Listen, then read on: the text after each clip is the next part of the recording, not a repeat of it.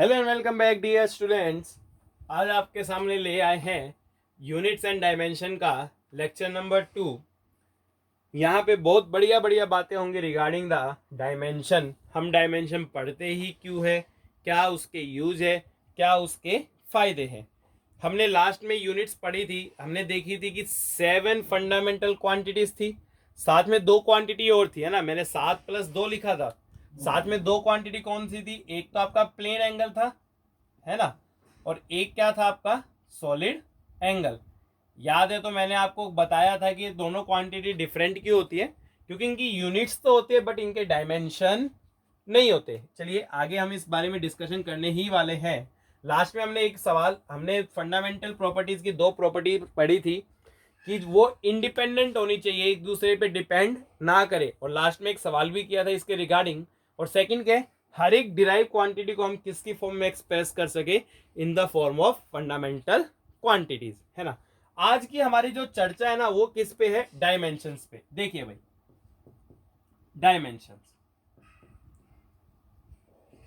क्या होते हैं? डायमेंशन वैसे मेनली है ना, हम डायमेंशन कौन कौन से इस्तेमाल करेंगे? मास के लिए m, लेंथ के लिए l, टाइम के लिए t, और कई बार चांस रहता है कि टेम्परेचर भी आ जाए तो उसके लिए हम क्या इस्तेमाल करेंगे? केल्विन। केल्विन यानी कि k। अब देखिए डायमेंशन क्या होता है। डायमेंशन आपका सीधा सीधा एक प्रोसेस है जिसमें हम डिराइव्ड क्वांटिटी को एक्सप्रेस करते हैं in the form of fundamental quantities, है ना। डायमेंशन क्या होता है actually? It is a process, more precisely हम बोलते हैं डायमेंशनल एनालिसिस। क्या बोलते हैं हम? Dimensional analysis. तो क्या होता है कि it is a process in which derived quantities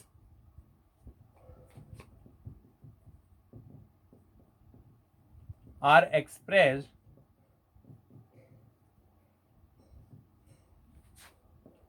in form of, किसकी फॉर्म में? In form of fundamental quantities. किसकी फॉर्म में एक्सप्रेस किया जाता है? In the form of fundamental quantities, है ना। आपको ऐसे समझ नहीं आएगा, एग्जांपल देखते हैं। क्या देखते हैं हम? एग्जांपल। देखिए स्टूडेंट्स, वैसे तो अनगिनत डिराइव्ड क्वांटिटीज है, हर एक का डायमेंशनल फॉर्मूला कुछ ना कुछ हो सकता है, बट मैं उन्हीं क्वांटिटीज की बात करूंगा जिनके बारे में थोड़ा बहुत आपने सुन रखा है। और हम जो क्वेश्चंस करेंगे, क्वेश्चन तो देखिए किसी भी क्वांटिटी के ऊपर आ सकता है, बट अभी करने का फायदा नहीं है। हम उन्हीं क्वांटिटीज पे क्वेश्चन लेके चलेंगे जो आपने कभी सुन रखी हो। देखिए एग्जाम्पल देखते हैं। सबसे पहला एग्जाम्पल मैं लेता हूं वेलोसिटी या स्पीड। क्या लेता हूं मैं? वेलोसिटी और स्पीड, है ना। इसका डायमेंशनल फॉर्मूला निकालना है। तो डायमेंशनल फॉर्मूला निकालने के लिए या तो आपको यूनिट पता हो या उसका कोई फॉर्मूला पता होना चाहिए, है ना। तो मेरे को स्पीड का फॉर्मूला पता है। क्या होता है भाई? आपका डिस्टेंस अपॉन टाइम। क्या होता है आपका? डिस्टेंस अपॉन टाइम, है ना। तो अगर मैंने ये ब्रैकेट लिखा, ये ब्रैकेट का मतलब क्या है? मैं क्या लिखने वाला हूं आपका सामने? Dimensional formula. क्या लिखने वाला हूं? Dimensional formula. कि डायमेंशनल फॉर्मूला ऑफ वी मतलब वेलोसिटी या स्पीड क्या होगा? देखिए डिस्टेंस तो क्या आपकी लेंथ, लेंथ को हम किससे एक्सप्रेस करते हैं? एल। और टाइम क्या आपका? टी। और ऊपर जाएगा तो कितना हो जाएगा? टी की पावर -1। इसलिए वेलोसिटी का जो डायमेंशनल फॉर्मूला है या स्पीड का, वो कितना है? L T -1। इसका कहने का क्या मतलब कि वेलोसिटी का एक डायमेंशन, क्या आपका एक डायमेंशन, वन डायमेंशन किसमें? आपका लेंथ में। और -1 डायमेंशन किसमें? आपका टाइम में। किसमें डायमेंशन? टाइम में। अगेन कि ये वेलोसिटी या स्पीड का क्या मतलब है कि इसका वन डायमेंशन तो किसमें? एल में। और -1 डायमेंशन किसमें? आपका टी में, है ना। और एग्जांपल देखिए, फॉर एग्जांपल अगर मैं बात करूं एक्सेलरेशन, किसकी बात करूं मैं? एक्सेलरेशन, है ना, सबने पढ़ा होगा। या एक्सेलरेशन ड्यू टू ग्रेविटी जिसको जी बोलते हैं, या एक्सेलरेशन ड्यू टू ग्रेविटी जिसको हम बोलते हैं जी। वैल्यू कितनी होती थी? 9.8 मीटर पर सेकेंड स्क्वायर, है ना। तो एक्सेलरेशन का एक फॉर्मूला या तो क्या होता है आपका? Velocity upon time. Precisely formula ये नहीं, प्रिसाइजली होता है change in velocity by time, है ना। तो वेलोसिटी बाय टाइम। अब देखिए, अब इसके लिए क्या है कि मेरे को अगर एक्सेलरेशन का डायमेंशनल फॉर्मूला लिखना है, वेलोसिटी, भाई वेलोसिटी का क्या आपका? L T -1। तो ऊपर कितना आ गया? L T -1। और साथ में क्या है, एक और टाइम है, तो ऊपर कितना हो गया साथ में t-1। अगर हम ये करेंगे तो ये कितना हो गया -1 हो गया -2। तो एक्सेलरेशन का डायमेंशनल फॉर्मूला कितना हो गया भाई आपका LT-2। कितना हो गया आपका LT-2। इस प्रकार से बहुत सारी क्वांटिटीज के हम डायमेंशनल फॉर्मूलाज लिख सकते हैं। इसका मतलब यहाँ पे क्या है कि इसका 1 डायमेंशन है L में और -2 डायमेंशन किस में, इसका T में। चलिए pause the video and note this down. उसके बाद मैं कुछ क्वांटिटीज के डायमेंशनल फॉर्मूला आपके सामने लिखने जा रहा हूं। चलिए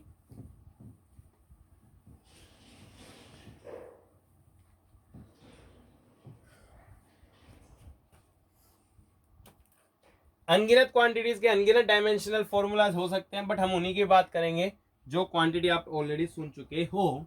तो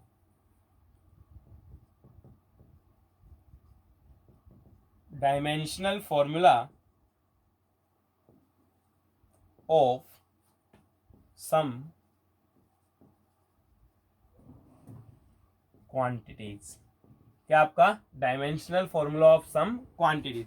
देखिए दो का मैं पहले ही बोल चुका हूं, वेलोसिटी या स्पीड, इनका जो डायमेंशनल फॉर्मूला है वो कितना है LT-1। सेकंड एक्सेलरेशन या acceleration due to gravity g, उसका क्या होता है आपका LT-2। थर्ड देखिए भाई, इसके बाद मैं बात करता हूं एरिया। किसकी बात कर रहा हूं मैं, एरिया। एरिया की यूनिट सबको मालूम है ना। वैसे एरिया की यूनिट क्या होती है इधर देख लेते हैं, जो भी समझना होगा हमें। एरिया की यूनिट क्या होती है आपकी मीटर स्क्वायर। मीटर तो मतलब लेंथ, तो ये क्या हो गया आपका L स्क्वायर।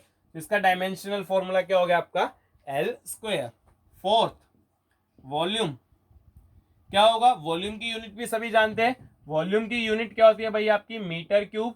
मीटर क्यूब का मतलब ये कितना हो गया आपका L क्यूब।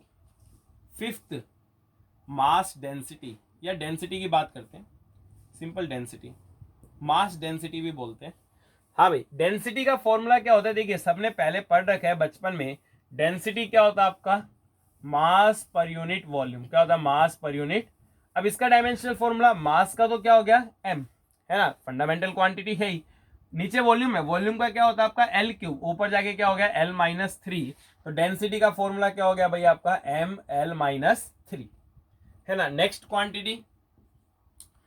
क्वांटिटी हम लिखने जा रहे हैं भाई फोर्स।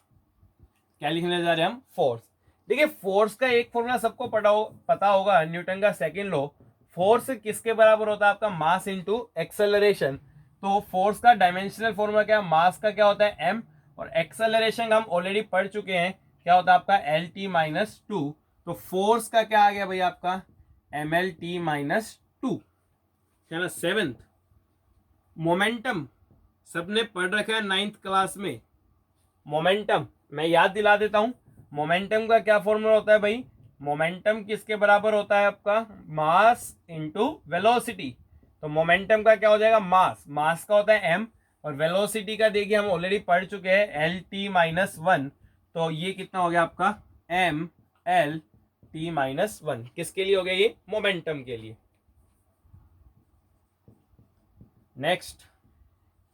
नेक्स्ट हम पढ़ने जा रहे हैं रिगार्डिंग द वर्क और एनर्जी, और एक और क्वांटिटी टॉर्क, उसका भी क्या होता है आपका सेम, है ना। वर्क, एनर्जी या टॉर्क, कोई एक फॉर्मूला बोलिए। फॉर एग्जांपल एनर्जी कोई भी हो सकती है भाई, अब काइनेटिक हो सकती है, पोटेंशियल हो सकती है, हीट हो सकती है, न्यूक्लियर हो सकती है। तो मेरे को काइनेटिक एनर्जी का फॉर्मूला मालूम है, क्या होता है भाई आपका ½ mv², है ना। अब हाफ तो आपका एक नंबर है, इसका कोई डायमेंशन हो पाना पॉसिबल नहीं है। मास का हो गया m, और v का कितना था LT-1। तो LT-1 का स्क्वायर करेंगे तो कितना आएगा आपका ML²T-2। तो इन तीनों का जो डायमेंशनल फॉर्मूला है वो कितना हो गया ML²T-2, है ना। 9th देखिए आगे, सबने क्वांटिटी सुनी होगी पावर। क्या सुनी होगी सबने, क्वांटिटी पावर, है ना। पावर का क्या होता है, देखिए पावर का फॉर्मूला सबको मालूम होता है कि पावर क्या होती है एनर्जी पर यूनिट टाइम, है ना। एनर्जी का फॉर्मूला तो अभी हमने निकाला, चाहे कोई सी हो एनर्जी हो, ML²T-2, और ये T ऊपर गया तो एडिशनल T-1, तो कितना हो गया भाई आपका ML²T-3। तो पावर का डायमेंशनल फॉर्मूला क्या आ गया आपका ml²T-3। नेक्स्ट देखिए, नेक्स्ट हम इसमें पढ़ रहे हैं प्रेशर। इसका एक और नाम होता है थ्रस्ट, या एक और क्वांटिटी होती है जिसका सेम होता है यंग्स मॉड्यूलस। प्रेशर, थ्रस्ट या यंग्स मॉड्यूलस। देखिए सबने पढ़ा होगा ना, प्रेशर का फॉर्मूला क्या होता है, प्रेशर इज इक्वल टू क्या होता है आपका, फोर्स अपॉन एरिया। तो फोर्स का क्या है, देखिए हमने निकाल रखा है 6 नंबर पे ml/T-2, और एरिया का क्या है भाई आपका L²। ऊपर लेके जाएंगे तो कितना हो गया, ml-1T-2। तो this is the dimensional formula of pressure, thrust या Young's modulus. 11th, universal gravitational constant. क्या आपका यूनिवर्सल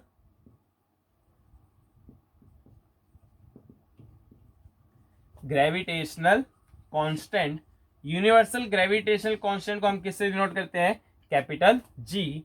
अब देखिए आपने ना न्यूटन्स लॉ ऑफ ग्रेविटेशन में फॉर्मूले के बारे में चर्चा की होगी। एफ बराबर क्या होता था, जी m1m2/r², मास और ये डिस्टेंस।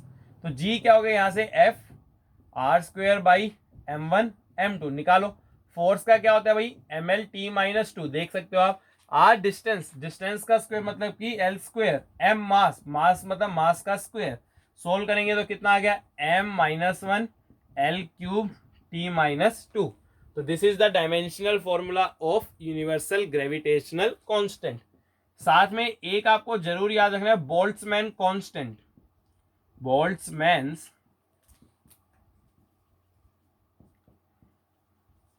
कांस्टेंट है ना। बोल्ट्जमैन कांस्टेंट के लिए फॉर्मूला क्या इस्तेमाल करेंगे, देखिए एक फॉर्मूला होता है E एनर्जी 3/2 kT। ये K क्या होता है आपका बोल्ट्जमैन कांस्टेंट, और T क्या होता है टेम्परेचर। यहां से K को क्या लिख सकते हैं, 2/3 E/T, है ना। अब देखिए 2/3 तो आपका नंबर है, कोई आपका डायमेंशन नहीं। एनर्जी का क्या होता है आपका ml²T-2। टेम्परेचर को हम केल्विन से लिखते हैं, तो इसका क्या हो गया आपका ml²T-2 K-1। 13th लास्ट है फ्रीक्वेंसी, है ना। फ्रीक्वेंसी का याद रखिए टाइम पीरियड का इनवर्स होता है, तो T-1। तो these are the some formulas which are very important as far as we consider. देखिए फॉर्मूला और बहुत सारी क्वांटिटी के और बहुत सारे डायमेंशनल फॉर्मूला हो सकते हैं। एनसीईआरटी में लास्ट में कम से कम जहां तक मेरे को याद है 180 क्वांटिटीज के डायमेंशनल फॉर्मूला गिवन है।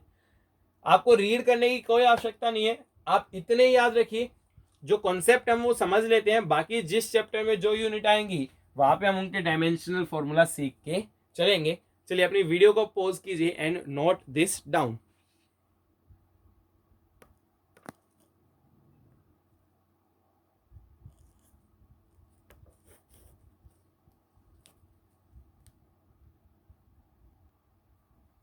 चलिए डियर स्टूडेंट्स, अब हम पढ़ रहे हैं यूजेस ऑफ डायमेंशन। हमने बहुत सारी क्वांटिटीज के डायमेंशन निकाल लिए, बट क्यों निकाले, क्या काम आते हैं, इसके बारे में हमें चर्चा करनी है। तो that's why we are going to study usages of dimension. 3 major usages है डायमेंशन के, जिसमें जो पहला यूज है मैं आपको बता रहा हूं, that is the principle of homogeneity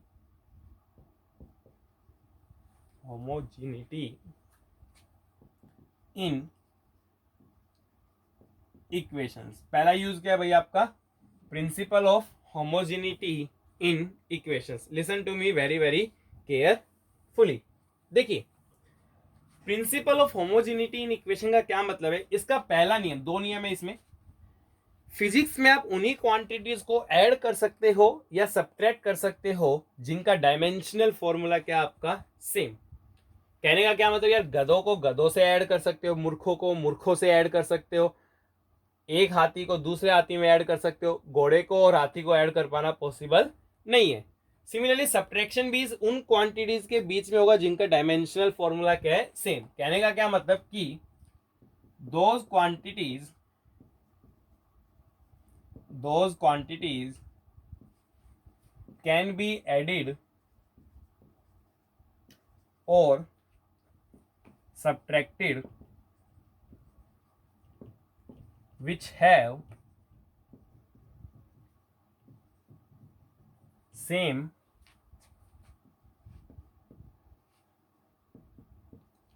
dimension. देखिए उन्हीं क्वांटिटीज को ऐड किया जा सकता है या सब्ट्रैक्ट किया जा सकता है विच हैव द सेम। मतलब अगर मैंने किसी इक्वेशन में लिखा ना a प्लस बी, तो गारंटी है a का जो डायमेंशन है वही डायमेंशन किसका होगा, b का।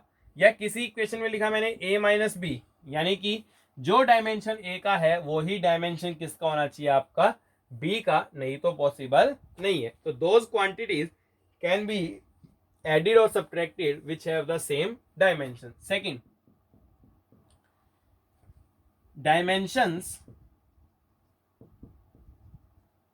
to left of equation must be equal to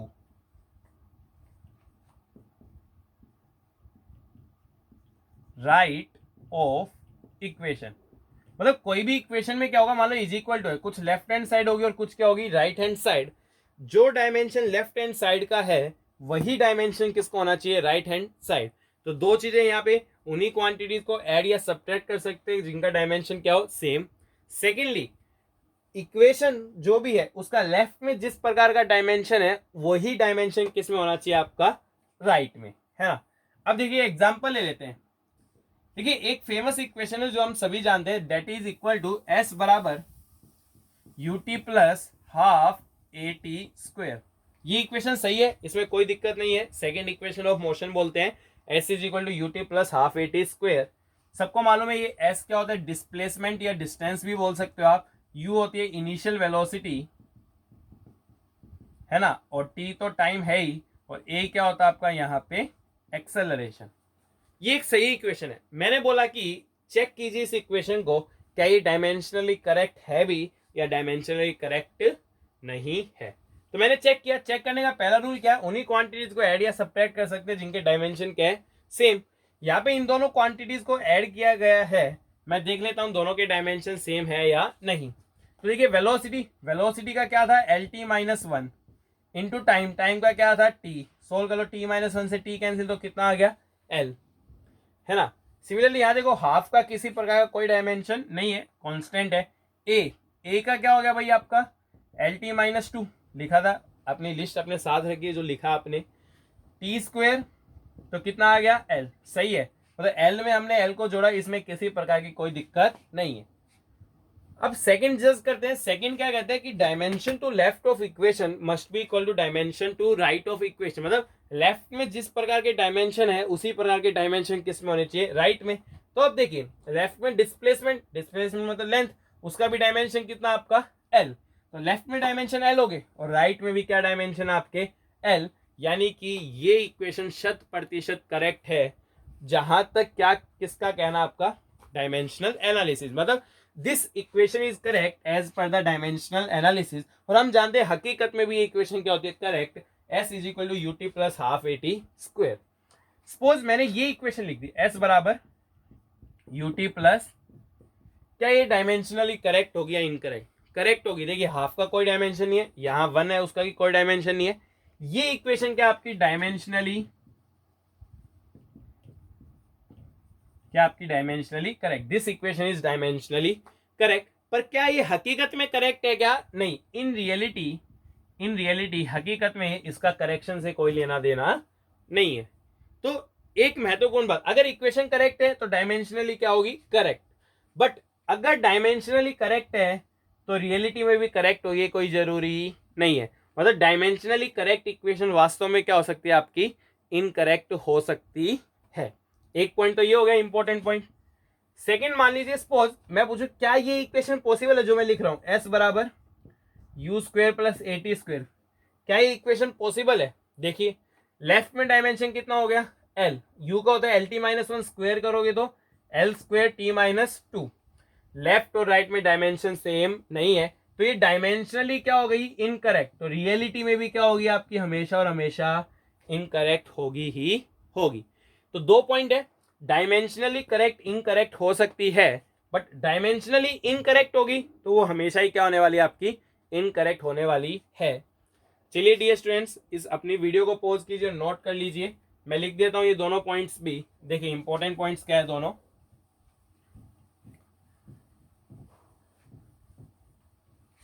पहला,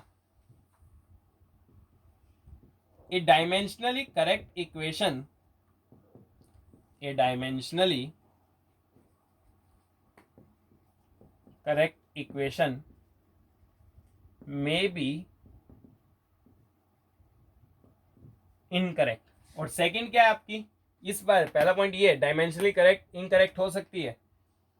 ए डायमेंशनली इनकरेक्ट,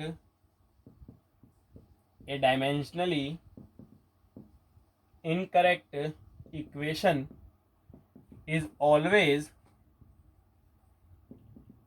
हमेशा और हमेशा कैसी होती है आपकी, इनकरेक्ट ही होती है।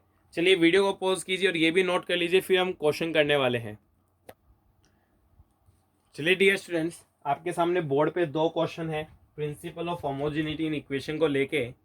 एक मैं सोल्व कर रहा हूँ, फिर दूसरा आप सोल्व करने की कोशिश करना और कमेंट में बताना कि क्या आंसर आने वाला है इस सवाल का। देखिए पहला क्या है, a force F is given by F is equal to A T plus b T square, t time है, find the dimension of a and b. ठीक है, प्रिंसिपल ऑफ होमोजेनिटी इक्वेशन क्या कहती है कि उन्हीं क्वांटिटीज को ऐड कर सकते हैं जिनका डायमेंशन क्या हो, सेम। मतलब इसका और इसका डायमेंशन क्या होना चाहिए, सेम। और लेफ्ट और राइट में भी डायमेंशन क्या होने चाहिए, सेम। यानी कि मैं एक बात कह सकता हूं कि एफ का जो डायमेंशन है वही डायमेंशन किसका होना चाहिए, ए टी, और वही डायमेंशन किसका होना चाहिए, आपका बी टी स्क्वायर। बेटे मैंने क्वांटिटीज इक्वेट नहीं किया, मैंने इनके डायमेंशन इक्वेट किया कि एफ का डायमेंशन, ए टी का डायमेंशन और बी टी स्क्वायर डायमेंशन क्या होना चाहिए, सेम। एफ का डायमेंशन हम जानते हैं क्या होता है भाई, M L T minus two. अच्छा, ए का डायमेंशन ए मान लीजिए, टी का डायमेंशन हो गया T is equal to B का डायमेंशन बी, टी स्क्वायर का क्या हो गया, टी स्क्वायर। तो पहले मैंने ये इक्वेशन कंसीडर की, M L T minus two is equal to A T. अच्छा, टी को इधर ले जाओ तो ए का डायमेंशन क्या हो जाएगा आपका, M L T minus three, है ना। सिमिलरली अगर मैंने ये और ये कंसीडर की तो वहां से बी का डायमेंशन क्या हो जाएगा आपका, M L T minus four. कितना डायमेंशन आ जाएगा आपका, M L T minus four.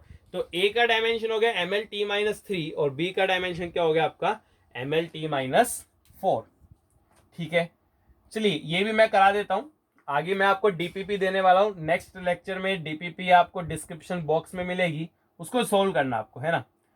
Velocity of a particle time T पे ये गिवन है A T plus B by T plus C, A B C, dimension बताने हैं ए बी सी के। देखिए सबसे पहले मैंने यहां फोकस किया, डिनोमिनेटर में दो क्वांटिटीज को ऐड किया, जिन क्वांटिटीज को ऐड करते हैं उनका डायमेंशन सेम होना चाहिए। तो ऑब्वियसली सी में टी को ऐड किया तो सी और टी का डायमेंशन सेम होना चाहिए। टी का डायमेंशन तो क्या होता है, कैपिटल टी, तो सी का डायमेंशन तो आ गया टी। अब इक्वेशन के लेफ्ट और राइट डायमेंशन क्या रहने चाहिए, सेम। मतलब वी का डायमेंशन किसके बराबर होना चाहिए, ए टी का डायमेंशन। और यहां देखिए इस क्वांटिटी का डायमेंशन क्या, मान लीजिए ऊपर का डायमेंशन तो बी हो गया और नीचे क्या आपका टी प्लस सी, इसका डायमेंशन क्या होता है आपका टी, है ना। अब v का डायमेंशन क्या है, L T minus one, A हो गया ये। इस t का dimension t is equal to B by T. मैंने पहली इक्वेशन को इस्तेमाल किया तो t को मैं नीचे ले जाऊंगा तो मेरा a का डायमेंशन कितना हो गया भाई आपका, एल टी माइनस टू। अच्छा, इस अब मैंने पहली और थर्ड को कंपैरिजन किया तो t को मैं ऊपर ले गया तो वहां से b का डायमेंशन कितना हो गया आपका, इक्वल टू l। देख लीजिए अगर ना आया हो समझ में, एल टी माइनस वन किसके बराबर आपका, b बाई टी, टी को ऊपर ले जाओ तो b का डायमेंशन कितना हो जाएगा, l। तो this is the solution. b का ये हो गया, c का ये हो गया और a का कितना था आपका, एल टी माइनस टू। चलिए इसी लेक्चर को हम यहाँ पे ही खत्म करते हैं। ये था आपका लेक्चर नंबर 2। अगर आपको हमारे लेक्चर्स पसंद आ रहे हैं कमेंट कीजिए, वीडियो पे शेयर कीजिए, चैनल सब्सक्राइब कीजिए, नोटिफाई कीजिए एंड देखते रहिए to learn physics with more and more interaction. Thank you.